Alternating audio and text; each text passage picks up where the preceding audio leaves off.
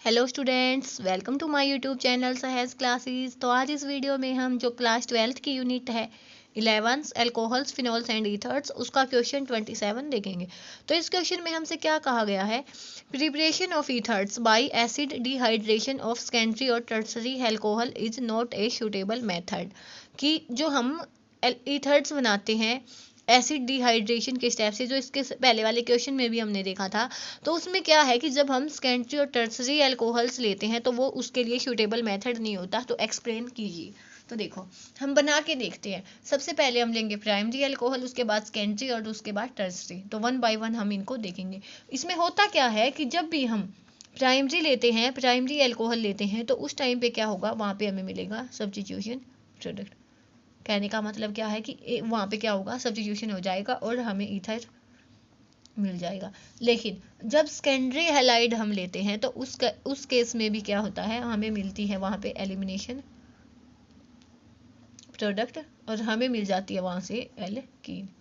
ऐसे ही जब हम टर्सरी लेते हैं अल्कोहल तो उस टाइम पे भी क्या होगा, एलिमिनेशन, और जो हमें प्रोडक्ट मिलेगा वो क्या मिलेगी, एक एल्कीन मिलेगी। होता कैसे है वो अब हम देखेंगे, ठीक है। तो उसमें क्या होगा कि जब हम प्राइमरी अल्कोहल लेंगे और देखो देख लेते हैं। जैसे मैंने प्राइमरी अल्कोहल में लिया, फर्स्ट केस है अपना ये CH2OH, ठीक है। तो ऐसे दो इक्विवेलेंट लेने पड़ेंगे। इससे पहले वाले क्वेश्चन में आपने वीडियो देखी हो या क्वेश्चन आपने वैसे किया हो तो आप देख सकते हैं, ठीक है। OH इसमें लेते हैं क्या हम, क्या है इसमें एसिड डिहाइड्रेशन। होता क्या है, इसमें एसिड होता है। एसिड क्या करेगा, H+ देगा। जो ये अपना H+ होगा वो इसमें से या तो इस OH को या तो इस OH को जाके क्या कर देगा, प्रोटोनेट कर देगा, ठीक है। या तो इस OH को या तो इस OH को क्या करेगा, प्रोटोनेट। मान लिया हमने इस वाले को किया है तो ये बन गया अपना OH2+, ठीक है। अब क्या होगा कि जो अपना ये OH2+ होता है वो होता है एक गुड लिविंग ग्रुप। तो जैसे ही ये यहाँ से लीव करेगा तो जो ये ऑक्सीजन है ये पीछे से अपने इलेक्ट्रॉन्स इसको दे देगा, ठीक है। अब बात आती है कि जैसे ये लीव किया ना, यहाँ पे क्या आया, कार्बोकैटायन। तो जब भी अपनी प्राइमरी अल्कोहल थी, प्राइमरी अल्कोहल का मतलब क्या है कि जिस भी कार्बन से अपना अल्कोहलिक ग्रुप जुड़ा है वो आगे एक ही कार्बन से ज्वाइंट हो। तो देखो जैसे ही ये गया तो यहाँ पे हमें मिला प्राइमरी कार्बोकैटायन। तो क्या होगा, यहाँ से हमें अपने ईथर्स मिल जाएंगे, CH2 CH2O CH2 CH2 CH3, ठीक है। ये तो हो गया अपना किसके लिए, प्राइमरी अल्कोहल के लिए। लेकिन जब हम सेकेंडरी अल्कोहल लेते हैं, कैसे, CH। सेकेंडरी का मतलब क्या है कि जिस भी कार्बन से अपना अल्कोहल जुड़ा है वो आगे दो कार्बन से जुड़ी हो, जैसे 1 और 2, और साथ में ये अपना H आएगा क्योंकि H तो हो गई, इसकी वैलेंसी होगी कंप्लीट। उसके बाद हमें क्या डालना है इसमें, H+। तो देखो जैसे ही ये इसको H+ देगा, यहाँ पे इसको प्रोटोनेट करेगा और ये यहाँ से लीव करेगा तो यहाँ पे हमें मिलेगा सेकेंडरी कार्बोकैटायन। क्यों सेकेंडरी, क्यों, जिस भी कार्बन कार्बोकैटायन है वो दो कार्बन से जुड़ी है, तो सेकेंडरी कार्बोकैटायन।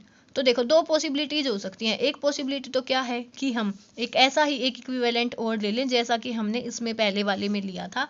जब हम ऐसा ही इक्विवेलेंट लेंगे यहाँ पे, कैसे, CH3 CH CH3OH, तो इस कार्बोकैटायन को ये ऑक्सीजन अपने इलेक्ट्रॉन्स दे देगी। देने की वजह से यहाँ पे क्या मिलना चाहिए था हमें, CH3 और यहाँ पे O के साथ CH और इस पे CH3 और इस पे CH3। लेकिन जब भी सेकेंडरी कार्बोकैटायन होता है तो वो क्या करता है, एलिमिनेशन प्रोडक्ट देता है, ना कि सब्स्टिट्यूशन। तो इसमें ये नहीं बनता।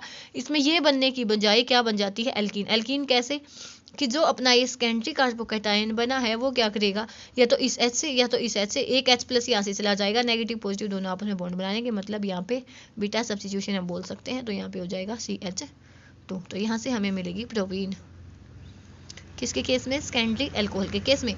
तो इसीलिए जब भी हम सेकेंडरी अल्कोहल लेते हैं तो वो क्या हो, वहाँ क्या होंगे, सेकेंडरी कार्बोकैटायन बनेगा। और जो सेकेंडरी कार्बोकैटायन है वो न्यूक्लियोफिलिक सब्स्टिट्यूशन की बजाय एलिमिनेशन करना पसंद करते हैं। तो यहाँ से हम क्या बोलेंगे, सेकेंडरी कार्बोकैटायन फेवर्स एलिमिनेशन। तो यहाँ पे क्या हो जाता है, एलिमिनेशन हो जाता है। ये तो किसकी बात थी, सेकेंडरी कार्बोकैटायन की। अब हम करते हैं टर्सरी अल्कोहल की। टर्सरी अल्कोहल में क्या होगा कि जिस भी कार्बन से अपना ये OH जुड़ा है वो आगे 3 कार्बन से जुड़ी हो, CH3 होना इसमें भी ये कि ये H प्लस देगा, यहाँ पे ये आके इसको प्रोटोनेट करेगा, तो यहाँ से ये जाएगा और यहाँ पे मिलेगा हमें carbocation C positive CH3 CH3 CH3, तो हमें मिला टर्सरी कार्बोकैटायन। और यहाँ पे भी अब दो पॉसिबिलिटी हैं, क्या, एक तो क्या हो कि इनमें से कोई सा भी एक H निकल जाए और यहाँ पे हमें मिले एल्कीन। कैसे कि मान लिया हमने ये वाला H गया तो इन पे तो कोई इफेक्ट नहीं पड़ेगा, तो यहाँ पे आया CH2। ठीक है, एक तो ये क्या हो गया कि 1 2 3 2 पोजीशन पे मिथाइल 2 मिथाइल प्रोपीन। ठीक है, एक तो बात थी। एक क्या है कि ऐसा ही एक इक्विवेलेंट और हम ले लें कि जैसे ये है